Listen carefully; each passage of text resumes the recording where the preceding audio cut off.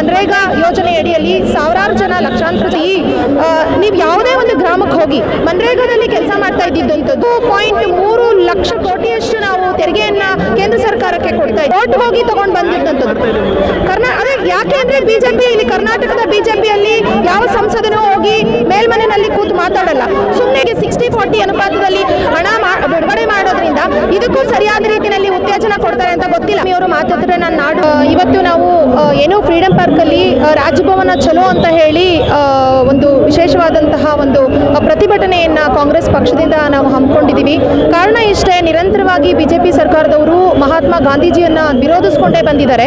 But ಈಗ ಇನ್ನೂ ಒಂದು ಹೆಜ್ಜೆ ಮುಂದೆ ಹೋಗಿ ಇವತ್ತು ಏನು ಕಳೆದ 2 ದಶಕಗಳಿಂದ ಗ್ರಾಮೀಣ ಭಾಗದ ಬಡವರ ಬದುಕನ್ನು ಹಸನಾಗಿಸ್ತಾ ಇದ್ದಂತಹ ಒಂದು ಕ್ರಾಂತಿಕಾರಿ ಯೋಜನೆಯ ಅದನ್ನ ಕಾನೂನಿನ ದುರ್ಬಲ ಪಡಿಸಬೇಕು ಅನ್ನೋ ಒಂದು ನಿಟ್ಟಿನಲ್ಲಿ ಇವತ್ತು ಮಹಾತ್ಮ ಗಾಂಧೀಜಿಯವರ ಹೆಸರನ್ನ ನರೇಗಾ ಇದಕ್ಕೆ ತೆಗೆದಿರುವಂಥದ್ದು.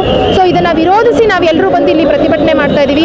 ಕೇಂದ್ರ ಬಿಜೆಪಿ ಸರ್ಕಾರದವರು ಒಂದು ಅರ್ಥ ಮಾಡ್ಕೊಳ್ಬೇಕು. ಇವತ್ತು ಕೋವಿಡ್ ಸಂದರ್ಭದಲ್ಲೂ ಕೂಡ ಈ ಮನ್ರೇಗಾ ಯೋಜನೆ ಅಡಿಯಲ್ಲಿ ಸಾವಿರಾರು ಜನ ಲಕ್ಷಾಂತರ ಜನ ಕೋಟ್ಯಾಂತರ ಜನ ಅನ್ನ ತಿಂದಿದ್ದಾರೆ, ಅವರ ಬದುಕು ಹಸನಾಗಿಸಿದೆ. ಇವತ್ತು ಏಕಾಏಕಿ ಬಂದು ಯೋಜನೆಯಲ್ಲಿ ಒಂದಿಷ್ಟು ಬದಲಾವಣೆಗಳನ್ನ ಮಾಡಿದ್ದಾರೆ. ಆ ಬದಲಾವಣೆಗಳು ಬಡವರ ಮೇಲೆ ಎಷ್ಟು ಎಫೆಕ್ಟ್ ಆಗುತ್ತೆ ಮತ್ತು ಇವತ್ತೆಲ್ಲೋ ಒಂದು ಕಡೆ ಕರ್ನಾಟಕ ಕೇಂದ್ರ ಸರ್ಕಾರ ಆರ್ಥಿಕ ಜವಾಬ್ದಾರಿಯಿಂದ ಜಾರ್ಕೊಳ್ಳೋ ನಿಟ್ಟಿನಲ್ಲಿ ರಾಜ್ಯ ಸರ್ಕಾರಕ್ಕೆ ಆರ್ಥಿಕವಾಗಿ ಹೊರೆಯನ್ನ ಹೇರೋ ನಿಟ್ಟಿನಲ್ಲಿ ಇವತ್ತು ಈ ಯೋಜನೆಯಲ್ಲಿ ಬದಲಾವಣೆಗಳನ್ನ ಮಾಡಿರೋದು. ಸೊ ಈಗ ಅವ್ರು ಹೇಳೋ ಪ್ರಕಾರ ಯೋಜನೆಯಲ್ಲಿ ದುರುಪಯೋಗ ಆಗ್ತಿತ್ತು, ಆರ್ಥಿಕವಾಗಿ ದುರುಪಯೋಗ ಪಡಿಸ್ಕೊಳ್ತಿದ್ರು, ಭ್ರಷ್ಟಾಚಾರ ಆಗ್ತಿತ್ತು ಅಂತಂದಾಗ ಈಗ ಇಷ್ಟು ವರ್ಷ ಇಲ್ಲದೆ ಇರೋದು ಈಗ ಯಾಕೆ ಇದರ ವಿರುದ್ಧ ಈ ರೀತಿ ಹೇಳ್ತಾ ಇದ್ದಾರೆ? ಆಯ್ತು, ಭ್ರಷ್ಟಾಚಾರ ಆಗ್ತಿತ್ತು ಅಂತ ಹೇಳಿದ್ರೆ ಆ ಯೋಜನೆಯಲ್ಲಿ ಕಡಿವಾಣ ಹಾಕಬಹುದಾಗಿತ್ತು. ಆದ್ರೆ ಇವ್ರು ಯಾಕೆ ಆ ಯೋಜನೆಯ ಹೆಸರನ್ನ ಯಾಕೆ ಬದಲಾವಣೆ ಮಾಡಿದ್ರು? ಸೊ ನಾವು ಅದನ್ನ ವಿರೋಧಿಸ್ತಿದೀವಿ. ಈಗ ನಾನು ಹೇಳೋ ಪ್ರಕಾರ ನೋಡಿ, ನೀವು ಯಾವುದೇ ಒಂದು ಗ್ರಾಮಕ್ಕೆ ಹೋಗಿ ಮನ್ರೇಗಾದಲ್ಲಿ ಕೆಲಸ ಮಾಡ್ತಾ ಇದ್ದಿದ್ದಂಥದ್ದು ಕೇವಲ ಗಂಡಸರು ಮಾತ್ರನೇ ಅಲ್ಲ, ಈವನ್ ಮಹಿಳೆಯರು ಇದ್ದಾರೆ, 50% ಅಷ್ಟು ಮಹಿಳೆಯರು ಇದ್ದಾರೆ.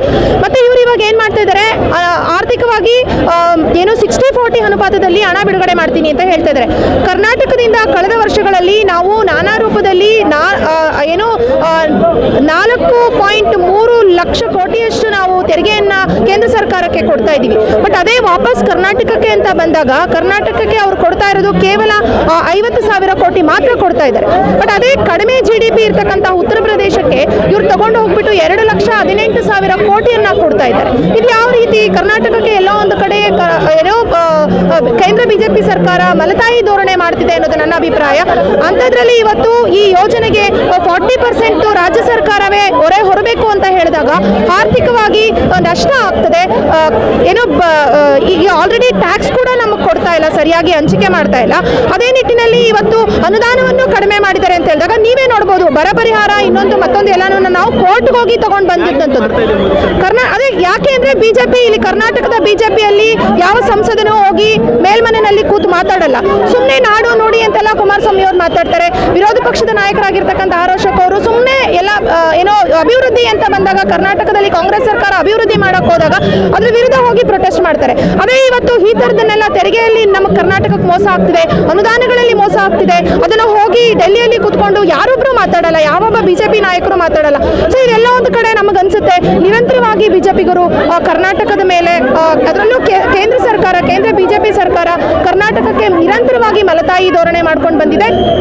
ಇವತ್ತು ಈ ಯೋಜನೆಗೆ 60-40 ಅನುಪಾತದಲ್ಲಿ ಹಣ ಬಿಡುಗಡೆ ಮಾಡೋದ್ರಿಂದ ಇದಕ್ಕೂ ಸರಿಯಾದ ರೀತಿಯಲ್ಲಿ ಉತ್ತೇಜನ ಕೊಡ್ತಾರೆ ಅಂತ ಗೊತ್ತಿಲ್ಲ. ಕ್ರಮೇಣವಾಗಿ ಏನಾಗ್ತದೆ, ಆರ್ಥಿಕವಾಗಿ ನಾವು ದುರ್ಬಲಗೊಂಡಾಗ ಈ ಯೋಜನೆ ಸಾಕಷ್ಟು ಕಡೆ ನಾವು ನಿಲ್ಲಿಸಬೇಕಾದಂತ ಪರಿಸ್ಥಿತಿ ಬರುತ್ತೆ. ಸೊ ಹಾಗಾಗಿ ಕ್ರಮೇಣವಾಗಿ ಈ ಯೋಜನೆಯನ್ನ ಕತ್ತರಿಸಬೇಕು ಅಂತ ಹೇಳುವಂಥದ್ದೇ ಬಿಜೆಪಿಗರ ಷಡ್ಯಂತ್ರ ಅನ್ನೋದು ನನ್ನ ಅಭಿಪ್ರಾಯ.